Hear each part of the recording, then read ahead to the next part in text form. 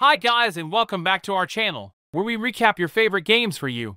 Today we are going to recap a martial arts themed action game developed by Sloclap and published by Devolver Digital called Sifu. So without further ado, let's begin! The game's storyline begins 8 years ago from present day, where we see a martial artist in black costume entering a building which seems to be a martial arts academy. As the mysterious fighter makes his way through the academy by defeating several other fighters, he reaches the academy's owner Master Sifu's room.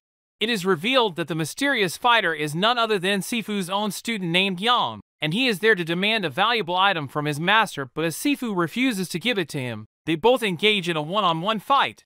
After an intense battle, he manages to defeat Sifu and heads towards the valuable item to take it. This is when a young boy arrives at the scene, and the mysterious fighter orders one of his goons to take him out. The scene then shifts to the young boy knocked out on the ground with a magical bracelet in his hand which gives him the power to get back up. As he gets back on his feet, he rushes towards Sifu, and we learn that this young boy is none other than Sifu's son. He learns that his father has been murdered, and we see him transitioning into a young vengeful fighter, preparing to avenge the death of his father from those mysterious goons. 8 years go by and the young boy is finally prepared to go after his father's murderers. He starts with heading towards Fajar, the botanist. The boy goes through the alleyways of the city by beating Fajar's goons and soon enters a hallway full of his thugs. After successfully managing to beat all of them, he reaches Fajar's lab, where he is growing some sort of drug plants, and soon they both engage in a fight together. During the fight, Fajar decides to go beyond his basic form and activates the lab to grow the plants high enough to the ceiling, making it difficult for the young fighter to detect him during the battle. Even though Fajar uses all his cards against the boy, he still loses the fight and dies by the hand of Sifu's son. With one boss down, the boy goes after Sean, an underground club owner. As he makes his way through the club fighting Sean's men, he reaches a mysterious path which is set upon fire and guarded by more thugs.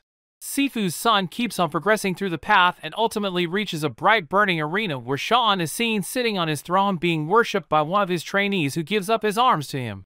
Sean recognizes Sifu's son and asks his servant to leave, after which he gets into fight with the young boy. Sean is a distant fighter who uses a staff stick to attack the player, and he can be hard to handle if you lose the momentum and let him catch up on his fighting combos. After the first phase of the battle, Sean throws down a cigarette to the ground and smashes it with his staff, creating a huge combustion in the arena and setting everything around on fire, which ultimately increases his strength. However, this is not enough to stop Sifu's revengeful son, as he manages to disarm him and kills Sean with his own staff stick. With 2 bosses down and 3 more to go, Sifu's son decides to go after Kuroki, a Japanese artist with a love for striking visuals and surreal artistic experiences. He makes his way into the city's museum where Kuroki is executing an exhibition. As always, the boy is met with resistance at first, but soon he manages to make his way into a secret path where he experiences Kuroki's past memories and statues built by her showcasing different stories. The boy ultimately passes through this area and reaches a blank arena where he is faced with 2 otherworldly fighters. After defeating them, he unlocks the door to Kuroki's place of meditation, a snowy place which seems to be on top of a mountain somewhere in Japan. There, he finally faces Kuroki in a battle. Kuroki provides perhaps the most mechanically distinct 2-phase fight in the entire game. From a beautiful ballet to a brutal onslaught of blades, Kuroki can prove to be the most difficult fight for many players. After the first phase of the fight, she turns the arena into the middle of an ocean and decides to fight the boy with her sharp knives. Ultimately, she faces the same fate as the previous 2 bosses, and dies by her own knife which Sifu's son stabs in her chest at the end of the battle.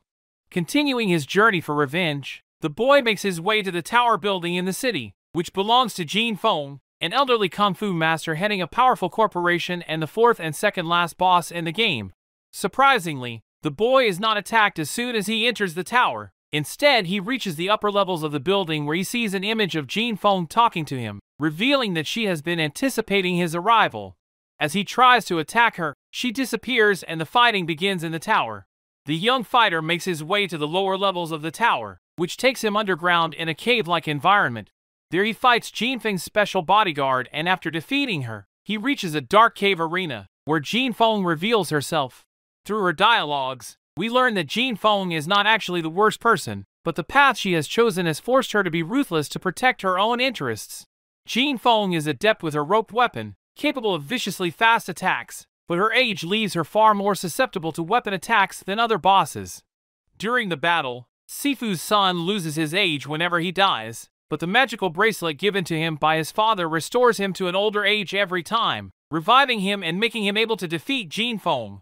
He finally strangles her with her own whip-like rope.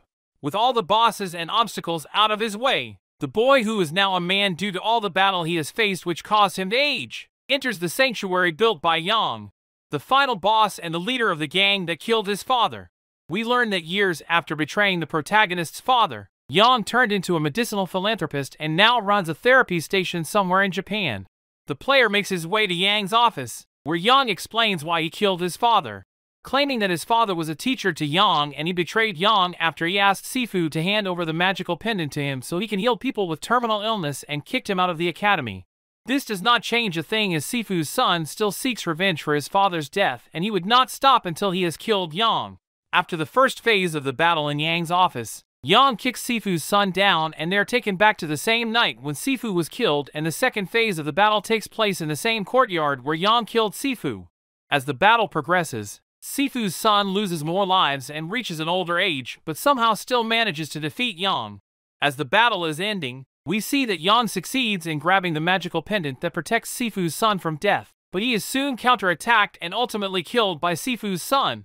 As the protagonist stands in front of Yang's dead body, he closes his eyes for a moment and opens them again to find himself in his childhood again, standing in front of two graves. He hears the voice of Sifu, which questions him if he has done the right thing. Was killing all those people the right thing to do? Has taking revenge changed anything for the good in the world? Is this why Sifu taught his son to fight? This leaves a question inside the protagonist's head, and the realization of revenge taking over his consciousness hits him. The ending explains to us that revenge might not always be the best solution to a past tragedy. For our review of this game, we would like to mention that one of the standout features of Sifu is its combat system, which is highly responsive and allows players to chain together a variety of attacks and combos. The game also features a parrying system, which allows players to deflect incoming attacks and counter with their own. The combat is challenging but rewarding, and players will need to master the mechanics to progress through the game. Another standout feature of Sifu is its art style, which is heavily influenced by Asian martial arts films. The game features vibrant colors and detailed character models, and the environments are beautifully rendered. The game also features a unique soundtrack that complements the game's setting and tone. Sifu also offers a variety of game modes, including a single-player campaign and online multiplayer. The single-player campaign is relatively short, but it offers a good introduction to the game's mechanics and serves as a good tutorial for new players. The online multiplayer mode allows players to compete against one another in various game modes, such as deathmatch and capture the flag. In conclusion, Sifu is a solid action game that offers fast-paced, melee-based combat and a unique art style. The game is challenging but rewarding, and players will need to master the mechanics to progress through the game. The game's art style is heavily influenced by Asian martial arts films, and the game features a unique soundtrack that complements the game's setting and tone. Sifu also offers a variety of game modes, including a single-player campaign and online multiplayer, which makes it a well-rounded game for players of all skill levels. Thanks for watching. Please remember to like and subscribe for more great videos. We will see you in the next one.